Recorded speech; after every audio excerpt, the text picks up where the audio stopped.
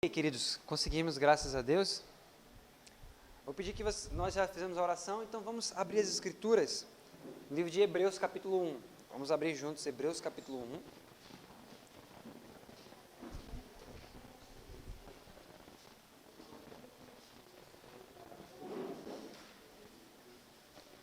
Hebreus, capítulo 1.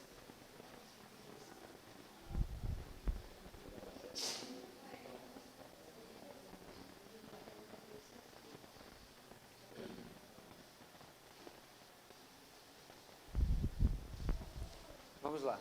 Hebreus 1, verso 9. Vamos ler o verso 8 e o verso 9 para a gente iniciar. Vamos lá. Diz assim: Mas do Filho diz, ó Deus, Hebreus capítulo 1, verso 8. Verso 8 diz: Mas do Filho diz, ó Deus, o teu trono subsiste pelos séculos dos séculos. Cetro de equidade é o cetro do teu reino. Amaste a justiça e odiaste a iniquidade. Por isso, Deus, o teu Deus, te ungiu com óleo de alegria, mais do que a teus companheiros. Então, esse texto, queridos, que nós vamos ver agora, ele é muito importante. Por quê? Veja só, a Bíblia diz que Jesus, o Filho, foi ungido com óleo de alegria, mais do que os companheiros dele. O que significa isso? Nós vamos ver exatamente o porquê que Jesus Cristo foi ungido com óleo de alegria, e a Bíblia já nos mostra qual o motivo. Qual é o motivo? Porque amaste a justiça e odiaste a iniquidade. Vamos ver o que Prescott vai comentar sobre isso, ainda no sermão da Conferência Geral. Veja só o que ele diz, Amaste a justiça e odiaste a iniquidade. Por isso, Deus, o teu Deus, te ungiu com óleo de alegria, mais do que a teus companheiros.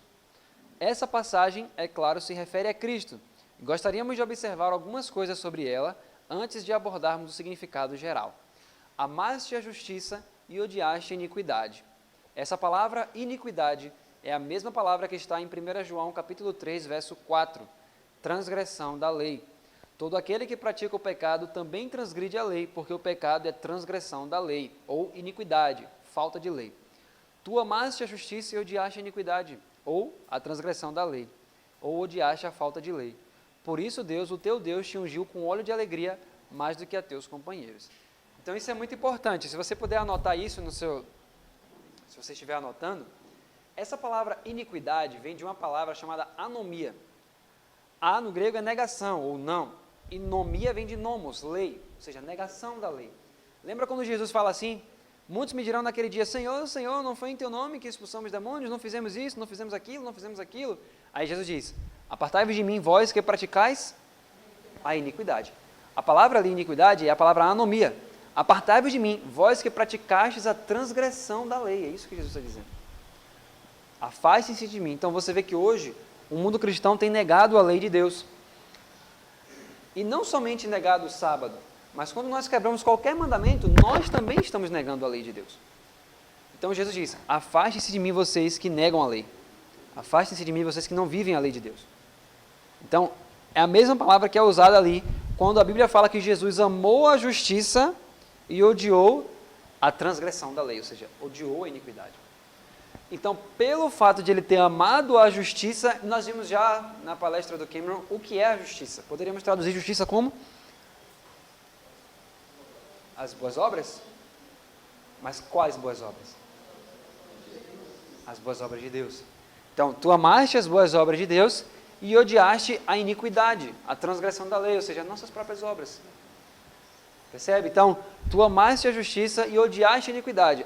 Agora que Cristo era assim, aí Deus fala, por isso, pelo fato de você odiar a iniquidade, odiar a transgressão, Deus fez o que com ele? Ungiu com óleo de alegria. O que seria essa unção com óleo de alegria? Nós vamos ver isso na vida de Jesus. Vamos lá. Vamos abrir, eu botei aqui, mas é bom a gente abrir junto nossa Bíblia, para a gente ler junto.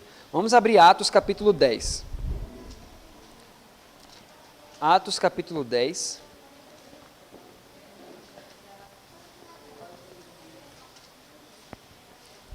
versos 37 e 38.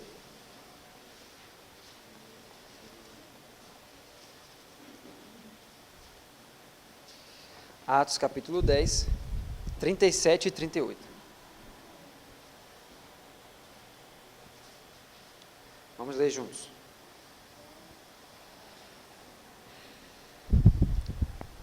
Veja que coisa fantástica. Atos 10, 37. Diz assim. Todos acharam? Diz assim: esta palavra, vós bem sabeis, veio por toda a Judéia, começando pela Galileia, e depois do batismo que João pregou. Como Deus ungiu a Jesus de Nazaré, com o Espírito Santo e com poder, o qual andou fazendo bem e curando a todos os oprimidos do diabo. Por qual motivo? Então olha que interessante. Então veja que primeiro ele diz assim, ó, vocês bem sabem como foi que essa palavra se divulgou por todos os lugares. Porque Jesus foi ungido por Deus com o quê? Com o Espírito Santo e com poder. Então Deus ungiu a Jesus com duas coisas, com o Espírito Santo e com poder. Essa é a unção de alegria, o óleo de alegria. A gente vai ver ainda mais coisas, mas veja só. Por qual motivo aconteceu tudo isso? Jesus pregou, fez o bem, curou os oprimidos do diabo. No final ele diz uma frase: porque Deus era com ele. Olha que interessante. Você lembra do diálogo de Jesus com Nicodemos? Você lembra quando Nicodemos... Veja como Nicodemos entendia. Isso é fantástico. Nicodemos, ele entendia que para fazer as obras de Deus, Deus tem que ser com você. Você não pode fazer as obras de Deus por você mesmo. Observe como Nicodemos chega para falar com Jesus. Sabemos... O que é que ele fala logo no início? Vamos ver se alguém lembra qual é a frase de Nicodemos para Jesus. Nem começou o diálogo direito. Quando ele chega, a primeira coisa que Nicodemos reconhece: sabemos... O que mais? Porque ninguém pode fazer essas coisas, esses sinais, se Deus não for com ele. Você percebe? Então, Nicodemos, ele já chega para Jesus e fala assim: realmente, eu vejo que você tem a unção. Porque ninguém pode fazer esses sinais que tu fazes se Deus não for com ele. E é exatamente aqui o que o discípulo está falando. Por que Jesus fez todas essas coisas? Porque Deus era com ele. Então veja só que coisa interessante. Então, para que nós possamos fazer as obras de Deus, Deus tem que ser conosco. Deus conosco. Agora veja só. Marcos capítulo 16, verso 17 e 18. Se você estiver anotando, eu coloquei ali, mas vamos abrir nossa Bíblia, porque às vezes não dá para enxergar ali todo mundo. Marcos capítulo 16. Vamos ver aqui. Marcos 16, 17 e 18. Capítulo 16, versos 17 e 18.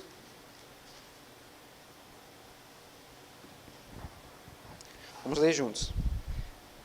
Então veja, Nicodemos falou: ninguém pode fazer esses sinais se Deus não for com ele.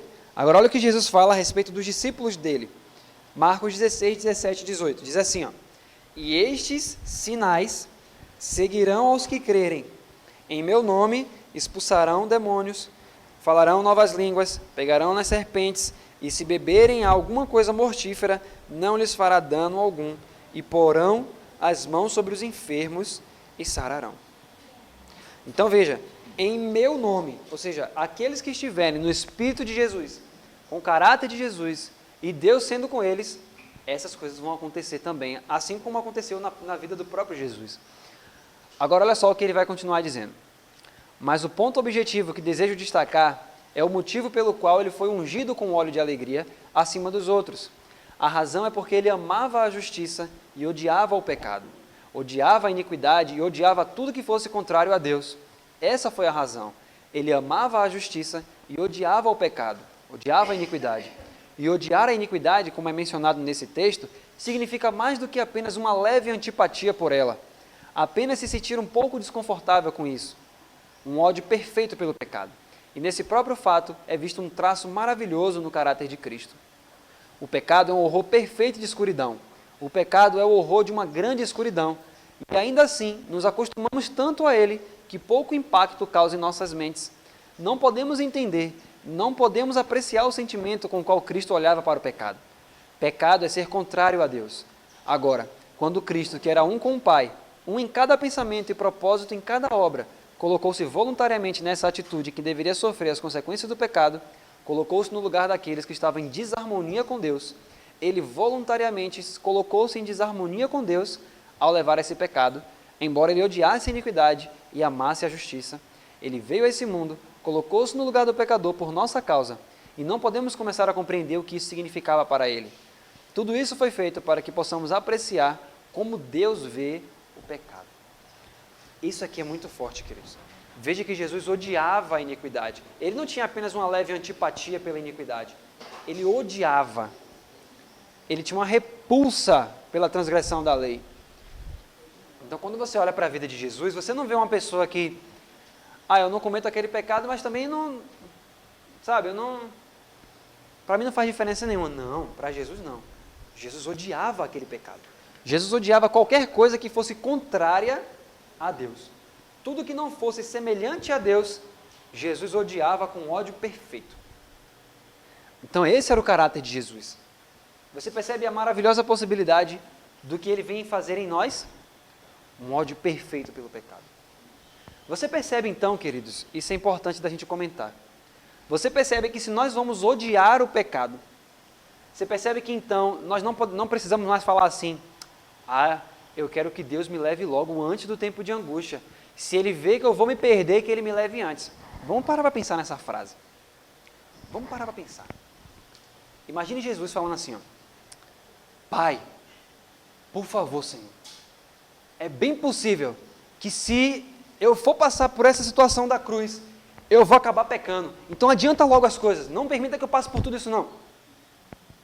Você consegue imaginar isso? Alguém que odeia o pecado, pensar na possibilidade da transigência com o pecado por alguma circunstância externa? Você consegue pensar isso? Não. Da mesma forma, se Cristo habitar em nós, nós não teremos esse tipo de pensamento. Senhor, me leva logo, porque é possível que eu te negue. É possível. Se Cristo habitar em você completamente e o seu eu estiver morto, será possível que você negue? Qual o maior exemplo na Bíblia que você vê isso? Pedro. Tinha alguém mais inconstante do que Pedro? Entre todos os discípulos? Não tinha. Mas quando o Espírito Santo habitou em Pedro na sua plenitude, que foi permitido a Cristo morar em Pedro e habitar em Pedro, diante da cruz, Pedro esteve ali e com toda a coragem, ele enfrentou aquilo ali. Porque não era mais Pedro ali. Então Pedro não ficava pensando, tomara que eles não me levem para a cruz, porque se eu já neguei ele uma vez, Senhor, me leva logo, Senhor. Não passou esse tipo de pensamento em Pedro. Assim como também não passava esse tipo de pensamento em Jesus, porque ele odiava o pecado. Então, se nós permitirmos a Jesus habitar em nós, nós não iremos fazer esse tipo de pedido a Deus. Senhor, me leve, porque existe a possibilidade de eu te... Se existe essa possibilidade, como que Deus vai colocar a gente lá no céu e dizer assim, olha, esses aqui podem entrar e nunca mais o pecado vai se levantar? Não. Quando é que tem que ficar provado isso? Aqui na terra. Afinal de contas, existe um juiz investigativo. Então, no juiz investigativo, quando o meu nome passar, tem que ficar claro para todos que, de fato, eu permiti o Evangelho ser o Evangelho em minha vida. Não foi metade. Não. Não é 99% Cristo e 1% do meu eu. É 100% Cristo. Então, se eu vou morrer antes do tempo de angústia, ou se eu vou ficar até o final, é com Deus. Mas tanto se eu morrer como se eu ficar, Deus sabe que eu serei fiel até a morte. Ele não vai ter que criar uma situação, porque senão não vou ser fiel. Você já imaginou se você se casasse com uma pessoa e ficasse, tomara que tal pessoa não venha, porque se ela vier, essa pessoa, minha esposa vai me trair. Que tipo de confiança é essa? Lembra que nós lemos ontem? Orar em nome de Jesus e crer em suas promessas. Descansar em sua graça. Descansar em sua graça. Você consegue descansar em alguém que você não conhece? Lembra que nós falamos isso ontem? Então nós não podemos de forma alguma, queridos, pensar assim, não, as circunstâncias que vão moldar a minha confiança com Deus. Então não é confiança. Eu quero trazer para vocês um detalhe que está no livro Desejado de Todas as Nações. Eu gosto muito dessa parte, que é uma das partes que mais me impacta no livro. Eu comentei já algumas vezes sobre esse verso, mas talvez alguns de vocês nunca leram. Alguém aqui nunca leu o Desejado de Todas as Nações? Ok. No capítulo 35, quando fala ali do mar, né? Para mim essa parte assim é a que mais mostra a humanidade de Jesus. Normalmente, quando a gente olha para aquilo, né, a gente sempre aprende a olhar dessa forma. Quando Jesus estava no mar, ali com o mar, no mar com os discípulos, Jesus ele estava dormindo, levanta-se uma tempestade e os discípulos começam a gritar com ele. Mestre, salva-nos que perecemos, não te importas que perecemos. Muita gente fala isso com Jesus, né? Não se importa, será que o Senhor não se importa com isso? Agora vamos parar para pensar um pouquinho. Jesus era humano, era ou não era? Vamos pensar agora na perspectiva de Jesus, antes da gente falar dos discípulos. Imagine que você está dormindo e alguém lhe acorda, assim, você está muito cansado do dia, e alguém já lhe acorda dizendo que você não se importa, que você é isso. Já pensou? Rapaz, mas você também só faz dormir, você é isso, você é aquilo, você não se importa com a gente, vai morrer, você está nem aí para a gente. Jesus era um ser humano. Será que Jesus não sentia tristeza quando ouvia esse tipo de coisa? Então ele ouviu. Só que quando Jesus acorda, ele poderia acordar já como? Que negócio é esse? Poderia ou não poderia? Poderia. Mas o que a gente está acostumado a pensar? Ah, mas Jesus, ele tinha poder, né? Não tinha por que ele ficar com medo. Vamos parar para pensar aqui. Se cada um de nós, se alguém chegasse para você e falasse assim, ó, olha, como você veio para o Congresso Triunfo, você vai receber um presente especial na saída. Você vai ter poder sobre o mar. E é seu agora. Aí você fala assim, poder sobre o mar? Que negócio é esse? Fique tranquilo que você vai precisar. Como você veio para o Congresso Triunfo, você vai ter poder sobre o mar quando você sair daqui. Amém, né? Então pronto, agora imagine que você aí sai daqui e fala assim, ele disseram que ia ter poder sobre o mar, mas para que eu vou usar isso? Mas você sabe que é seu agora esse poder. E de repente alguém lhe chama para ir pregar, sei lá, em outro lugar do mundo, e você tem que ir de barco. E no meio do nada, levanta-se uma tempestade absurda, e todo mundo começa a gritar. E aí vem aquelas ondas de 20 metros na sua frente. Aí você lembra, ah, mas eu estive no Congresso Triunfo, e eu tenho poder sobre o mar. Pergunta. A onda está com 20 metros na sua frente, mas você sabe que realmente aquele poder é real. E que você só falar ali, dizer para ela ir parar, e ela vai parar realmente, isso é verdade. Você teria medo? Se você tivesse a certeza de que esse poder está em suas mãos, e que você pode fazer o que você quiser com ele, foi dado a você isso, você pode fazer o que você quiser, você teria medo das ondas? Alguém aqui teria medo? Se eu tenho a certeza que o poder é meu, e eu posso usar a qualquer momento, para que eu vou ter medo? E é justamente assim que a gente olha para essa história e diz, Jesus não fez nada demais, ele já tinha o poder. Então essa história daqui que eu leio não diz muita coisa para mim, porque ele tinha poder, eu não tenho. Se eu estivesse no lugar dele, certamente eu também ficaria com medo. Mas olha só o que é que diz o Desejado de Todas as Nações, capítulo 35. Eu não estou com ele aqui agora, mas se a gente pudesse abrir, eu ia mostrar para vocês, para a gente ler juntos. Mas depois, anote esse capítulo, que você vai ver lá, ela dizendo assim, ó, quando Jesus despertou do sono, nenhum indício de temor havia em sua fisionomia. Ela diz exatamente assim.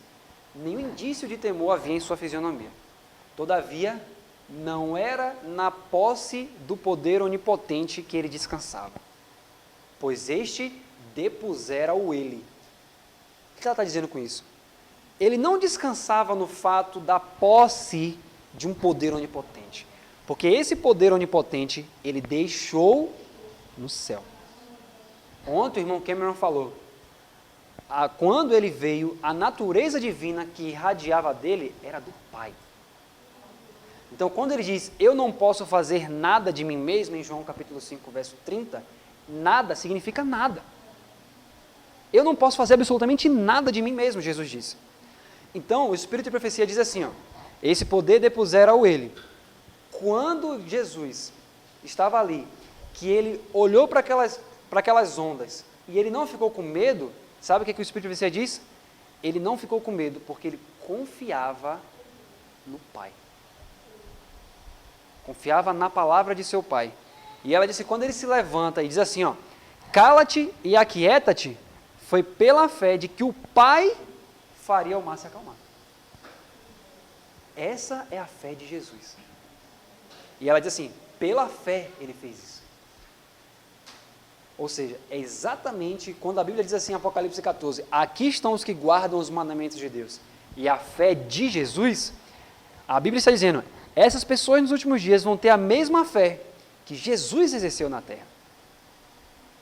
Percebe? Então, quando ele fez isso, ele fez confiando que o Pai faria aquelas coisas, porque ele dele mesmo não podia fazer absolutamente nada. Ele tinha que se colocar exatamente no lugar de qualquer um ser humano. Ele não podia ter força especial além do que todos nós podemos. Toda a força que ele tinha vinha do Pai. Depois leia o capítulo 35. Na cruz foi a mesma coisa. O desejado de todas as nações fala isso. Quando ele estava ali, Satanás conseguiu colocar a situação na pior perspectiva possível. Ellen White, inclusive, usa até as falas de Satanás, né? Ela coloca ali. A nação que era a nação escolhida rejeitou-te. Teu discípulo mais ardoroso fez isso com você. O seu outro mais chegado fez isso. O que você vai lucrar com isso? Aí ele começou a falar um monte de coisa a Jesus. E aí, pois é. Por isso que no Salmo 22, você vai ver ali é um salmo messiânico. E ali no Salmo 22 diz assim, ó, touros de Bazã me cercam. Que era exatamente o que estava acontecendo. Ellen White fala que Satanás estava presente ao pé da cruz, junto com seus demônios. E quem instigava aquele brado que as pessoas davam, era o próprio Satanás. Ele dava a primeira palavra e os outros seguiam. E Jesus ouvia tudo aquilo, né? E o Pai tinha se afastado ali, na cruz. Então, Jesus teve que passar por tudo aquilo. E aí o Espírito de Profecia fala que ele, quando ele estava passando por aquilo, ela diz assim, ó, o Salvador não conseguia enxergar esperança para além do sepulcro. Ele não tinha certeza se ele ressuscitaria. Ela diz que ele tinha medo de que o pecado fosse tão ofensivo a Deus que Deus Pai não ressuscitasse ele. O que é que ela diz no final? Pela fé, Cristo saiu vitorioso. E o que é fé? É acreditar que o que a palavra de Deus fala, ela mesma cumpre. Cristo com certeza se lembrou do Salmo 16:10, que diz assim, ó, porque não deixarás a minha alma na morte, nem permitirá que o teu santo veja corrupção. Com certeza ele se lembrou disso na cruz. E quando ele morreu crendo que o Pai faria essa promessa. Então, quando nós olhamos para a vida de Jesus, essa é a unção com o Espírito Santo. Por isso que Jesus diz, logo no início do ministério, o Espírito do Senhor está sobre mim. Jesus Cristo foi ungido por Deus. E Jesus Cristo sempre lembrava de toda a palavra que sai da boca de Deus. Ele viveu de toda a palavra que sai da boca de Deus. Essa é a unção do Espírito Santo. Vamos continuar aqui que a gente vai ver mais alguns detalhes sobre isso. Olha só. Então, em João 6:27, olha essa passagem, queridos. Muito falamos sobre selamento. E o que é o selamento? É a fixação da verdade na mente, né? Quando a verdade realmente entra na sua mente e faz parte de toda a sua vida, sim ou não? Quando você vive toda a verdade, você é selado. Mas quem te sela? O Espírito Santo. Não entristeçais o Espírito Santo, no qual fostes selados. Nós recebemos o selo do Deus vivo, mas recebemos o selo do Deus vivo no Espírito Santo. À medida que você é cheio do Espírito Santo, chega um momento que você é selado. Mas e se a gente olhar para a vida de Jesus? Jesus não tinha que viver tudo que nós temos que viver? Será que Jesus foi selado? Vamos ver isso aqui. João capítulo 6, verso 27, diz assim, então em João 6:27, temos a expressão, veja como Jesus fala, trabalhai não pela comida que perece, mas pela comida que permanece para a vida eterna, a qual o Filho do Homem vos dará, porque a este o Pai, Deus, o selou. Deus selou o seu Filho. Jesus Cristo era selado. Por que selado? Porque ele foi ungido com o Espírito Santo. Nós somos selados pelo Espírito Santo. Veja o que Prescott continua dizendo. Deus o ungiu com o óleo da alegria, uma simples figura de expressão para a concessão do Espírito a ele. Ele lhe deu o Espírito sem medida, porque ele falava as palavras de Deus, porque Deus habitava nele, e ele se rendera a Deus, para que ele mesmo pudesse aparecer nele, e para que seu caráter também pudesse aparecer. E assim Deus, o Pai, o selou. Então, como Deus habitava só o tempo todo em Jesus, e Jesus era cheio do Espírito Santo, Jesus foi selado com o selo de Deus, que é o Espírito Santo ali. Então, veja só que coisa interessante. Agora, vamos ver um detalhe aqui. Veja o seguinte.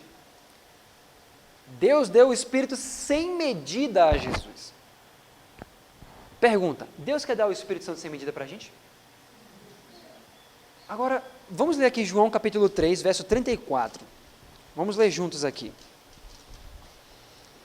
João capítulo 3, verso 34. Isso, João 3, 34.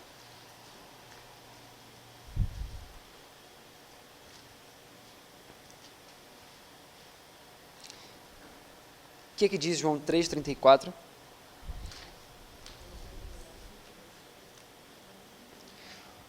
Porque aquele que Deus enviou fala as palavras de Deus, pois não lhe dá Deus o Espírito por medida. Então a Bíblia diz que aquele que é enviado por Deus fala as palavras de Deus, porque Deus não lhe dá o Espírito por medida. Então toda e qualquer pessoa que Deus enviar, essa pessoa, qual é a vontade de Deus para essa pessoa? Que ela seja cheia do Espírito Santo sem medida, sem medida. Então se você um dia vai levar esse evangelho para o mundo, ele não quer lhe dar uma parte do Espírito Santo, Deus não quer isso.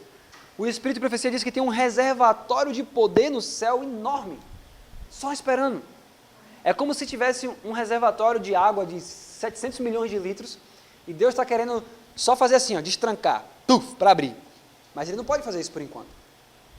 Então ele está realmente desejoso de pegar esse ferrolho e fazer assim, ó, abrir de vez, para descer tudo de vez aqui na terra. É o que ele mais quer. Ele não quer dar o Espírito Santo assim, Pai, por favor, me dá o Espírito. Ele, tá bom, toma um pouquinho agora. Pai, me dá o Espírito. Tá, toma mais um pouquinho. Deus não quer isso. Deus quer abrir as comportas celestiais, porque há quanto tempo ele já queria retornar a essa terra? Há mais de 100 anos. Será que ele realmente está querendo que seja assim a nossa experiência cristã? Meu filho, toma um pouquinho do Espírito hoje. Amanhã, se você me buscar, eu vou te dar mais um pouquinho. Você vai vencer seu pecado um pouquinho aqui hoje, um pouquinho amanhã, daqui a 20 anos mais um pouquinho. Será que é essa a experiência que Deus está querendo da gente? Nunca foi, queridos, nunca foi. Olha só, mas você entende que o nosso estudo agora é sobre o derramamento especial do Espírito, mais do que o derramamento comum do Espírito. O derramamento especial do Espírito e a tarefa a qual nos dedicamos é descobrir o que o impede e removê-lo. Não que o Espírito de Deus não tenha sido dado em nenhum grau ao seu povo, aqui e em outros lugares, pelo qual todos somos gratos, mas é hora de mais do que a exibição comum de seu poder, é hora do derramamento especial.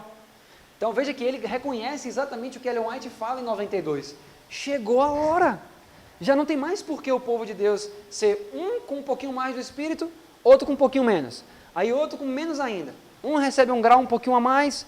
Não, Deus quer reunir o seu povo e dizer assim, ó, chegou a hora.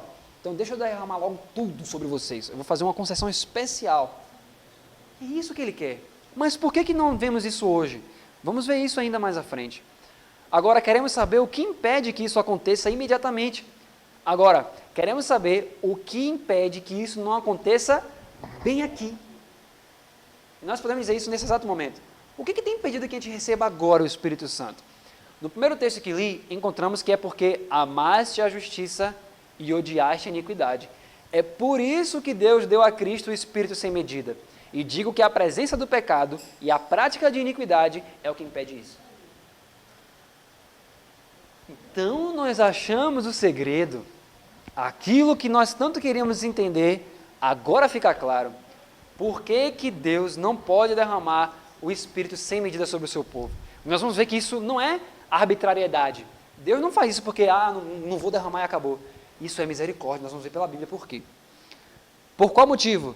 Por que Jesus foi cheio do Espírito Santo? Por que ele podia receber a plenitude? Porque ele amava a justiça e odiava a iniquidade. Mas qual é a nossa realidade muitas vezes? Nós gostamos da justiça e transigimos com a iniquidade. Nós gostamos de ouvir boas palavras, boas pregações, mas no meu secreto eu ainda gosto também de algumas coisas que eu sei que eu devo mudar, mas Deus sabe do meu coração. E Deus olha para isso e diz, não tem como eu derramar. Porque se eu derramar o Espírito sobre você, você vai morrer. Nós vamos ver isso pelas Escrituras. Deus não pode fazer isso. Se Deus fizer isso conosco, nós vamos morrer imediatamente. Então ele faz isso por misericórdia. A gente gosta da justiça. Vamos ler um verso em Ezequiel, para a gente ver o que é que Deus falou para Ezequiel. E nós vamos ver isso de forma bem clara. Vamos abrir juntos aqui Ezequiel, capítulo 33. Deixa eu abrir uma versão aqui.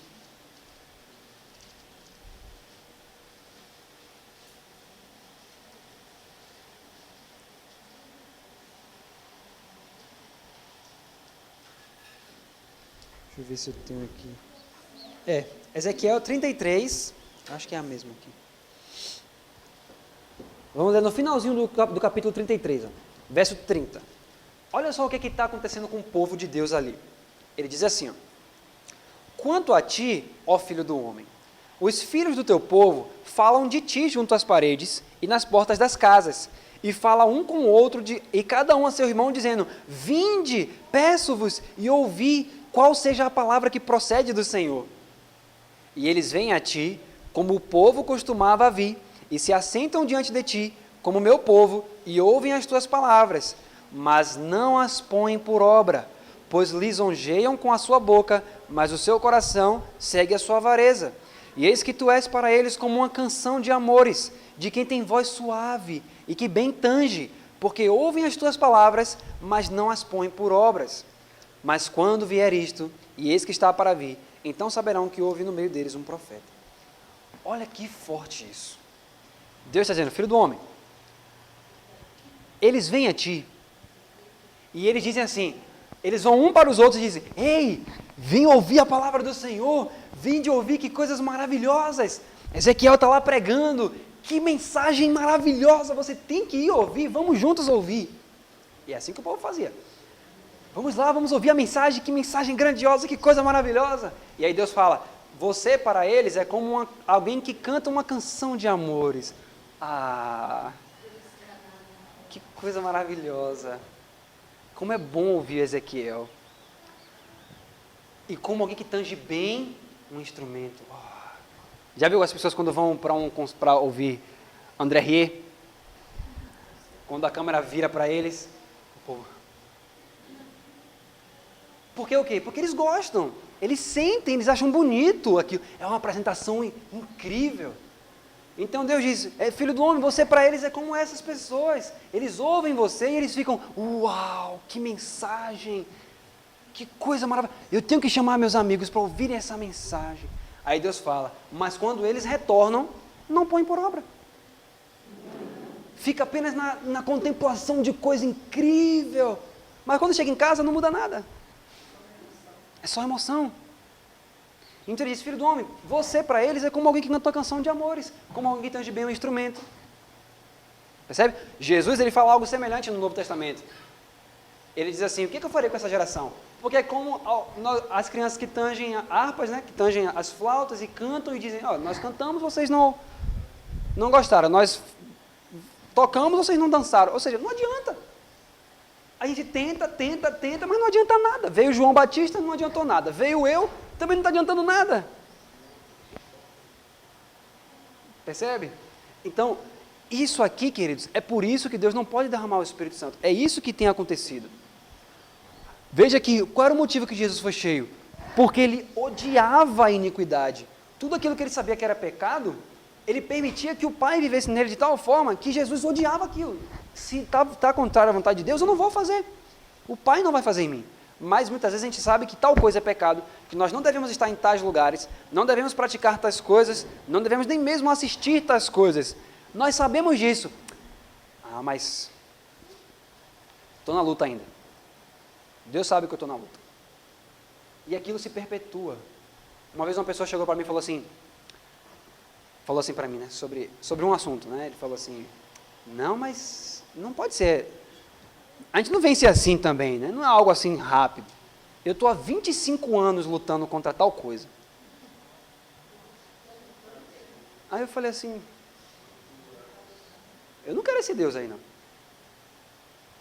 Aí eu falei assim: já pensou se Deus tratasse a gente como a gente trata ele? Deus fala assim: meu filho, largue isso. Era algo que a pessoa podia largar, era algo até relativamente fácil, mas ela falou: estou há 25 anos nessa luta. Aí eu penso, e se Deus tratasse a gente da mesma forma que a gente trata ele? Deus fala: largue isso. Aí a gente fala: Senhor, 25 anos, calma, um dia eu chego lá. Imagine se eu fizesse uma oração a Deus e falasse: Senhor, me dá isso. Deus fala assim: daqui a 25 anos eu resolvo o seu caso. Já parou para pensar nisso? E a gente faz isso, então é isso que estava acontecendo. Ezequiel levava a mensagem do Senhor, as pessoas gostavam, e foi justamente isso, queridos, que aconteceu em nossa igreja em 1893. Quando o A.T. Jones estava ali pregando, o Espírito de Profecia fala isso, que se as pessoas tivessem realmente dado ouvidos e colocassem por obra aquilo, Jesus teria retornado no ano seguinte. Mas o que eles faziam com o A.T. Jones em 93? Uau, Jones! Que mensagem! As pessoas em 93 já estavam diferente de 88, porque em 88 os líderes rejeitaram, foram massacrando a mensagem, mas em 93 já estava diferente. Você vê, quando você lê o livro A Mensagem do Terceiro Anjo de 93, você vê que A.T. Jones falava e eles respondiam. Ele falava e eles disseram, amém. Ele falava e eles continuavam. Então eles estavam assim, é isso mesmo, Jones, essa é a mensagem, vamos avante. Mas quando chegava em casa, tem muita coisa para fazer, tem uma casa para cuidar, tenho isso para resolver, tenho que trabalhar. E assim os dias foram passando, e passando, e passando, e já se foram 135 anos. Será que a realidade deles era diferente da nossa hoje? Será que eles tinham menos trabalho do que a gente tem hoje? Todo ser humano tem ocupações. E se nós formos sempre dar essa desculpa de ocupações, nós vamos morrer e vai ter que vir uma próxima geração. Então, queridos, nós não podemos mais. Jesus está desejoso de que o que foi dito dele seja dito de nós. Você amou a justiça e odiou a iniquidade. Por isso Deus pode te ungir com óleo de alegria. E por que ele fala óleo de alegria? Vamos ler Romanos 14, 17, para a gente ver por que essa palavra alegria. Romanos 14, 17.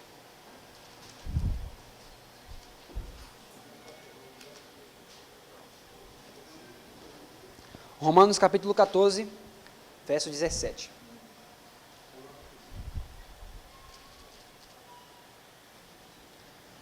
Diz assim: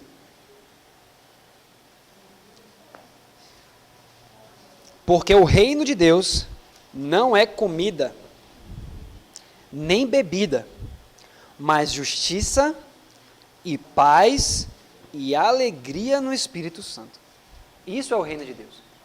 Então, quando o Espírito Santo é derramado sobre o seu povo, imediatamente o que acontece? Alegria. Por isso o hino, somos um pequeno povo muito feliz. Percebe?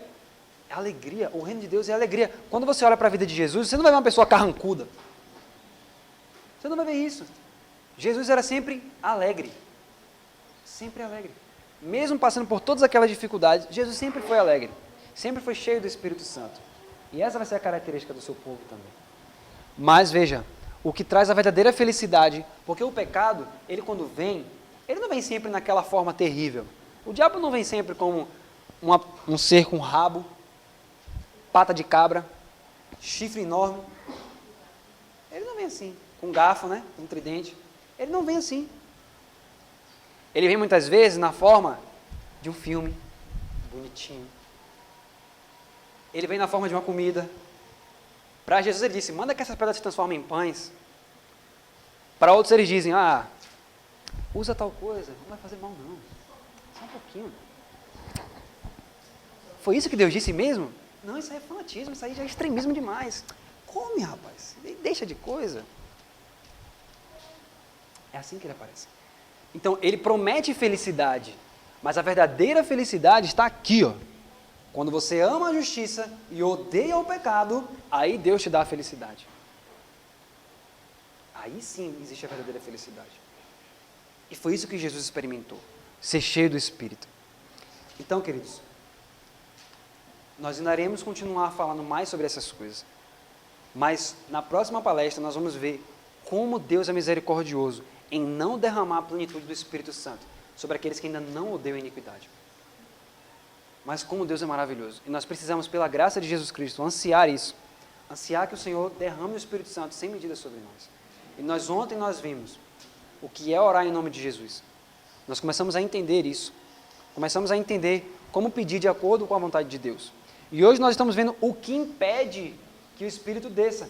Então nós sabemos que mesmo que a gente esteja orando, eu quero ser cheio, eu quero ser cheio, eu quero ser cheio, o Senhor vai dizer, olha o que é isso aqui, ó. Olha isso, olha isso, olha isso. Larga essas coisas, permita que eu tire isso de você. Mas se nós nos apegarmos e continuarmos ouvindo palestras e pregações e estudos e ainda agarrados a isso, nós seremos comparados como essas pessoas que ouvem como canções de amores, mas não põem por obra. E Deus não pode derramar o Espírito Santo sobre essas pessoas.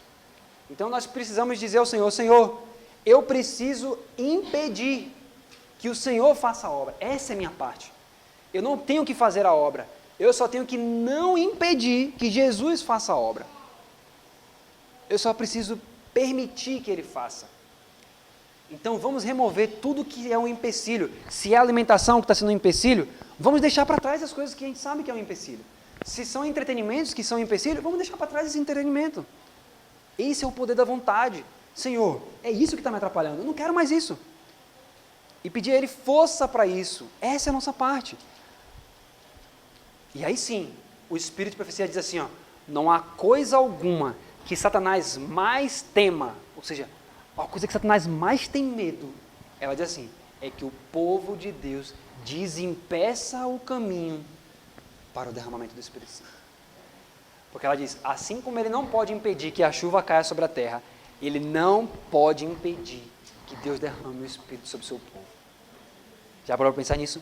Nem Satanás pode me impedir de receber o Espírito Santo, só eu mesmo. Que essa não seja a nossa condição. Então que cada dia que nós formos falando sobre esse assunto, se torne cada vez mais claro. E que não haja ninguém aqui que saia daqui sem a plenitude do Espírito Santo. Vamos fazer uma oração?